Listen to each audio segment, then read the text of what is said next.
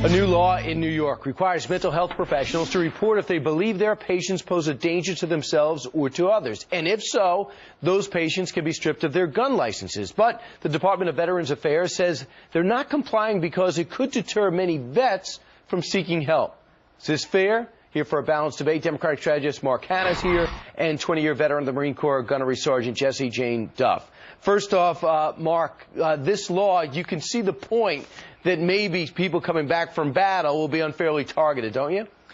Well, I think that anybody who's seeking mental health treatment and poses a clear and present danger to themselves or to other people is, a cause for concern. The National Rifle Association has been on the vanguard of calling for sort of a mental health registry of people who are posing a danger. This is their only remedy that they seem to be able to identify to the really horrific examples of gun violence we've had by people who are mentally unstable in the wake of Newtown, in the wake of Aurora, in the wake of Virginia Tech. So yeah. I think it seems like a pretty common sense law that New York passed. Well, we know in the case of Aurora, we know his therapist seemed to have been on red alert for his violent activities. Why do you think that it's going to hurt, Jesse? Why do you think it's going to hurt veterans more?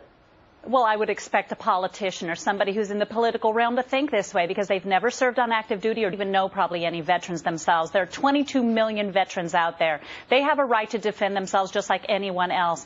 And mental health is a critical issue for our veterans. And the Department of Veterans Affairs already has tools in place that if somebody were a threat, they would report it. For us to legislate through an additional law is insulting and makes a blanket statement that veterans could be a potential threat. The NRA has never stated they support this. Brian, if I can just jump in real quick, I want to make sure it's very clear what we're talking about. This isn't about the right to own a gun. This isn't about the Second Amendment. What this is about is the right to privacy. It's about releasing their privacy. Jesse, yes, if you let that's me finish. What we're talking about. And look, I really appreciate, and as do we all, your service and the service of the people who go and fight for our country. But the fact of the matter is, when it comes to administering this law isn't targeted at veterans. This is anybody who's seeking mental health treatment. Yes, it is. The Veterans Affairs. Yes, it is. Veterans have to release their medical records. Why do you feel it's targeting? Why do you think it's targeting veterans more? The VA has refused to release these records, and that's what we're on here today to discuss.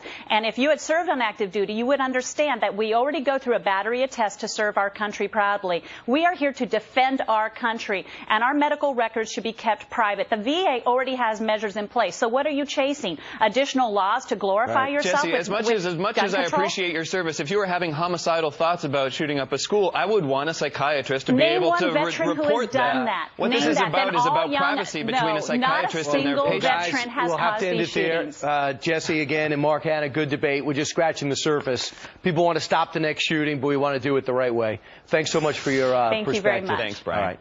Coming up straight ahead in the final 2 hours.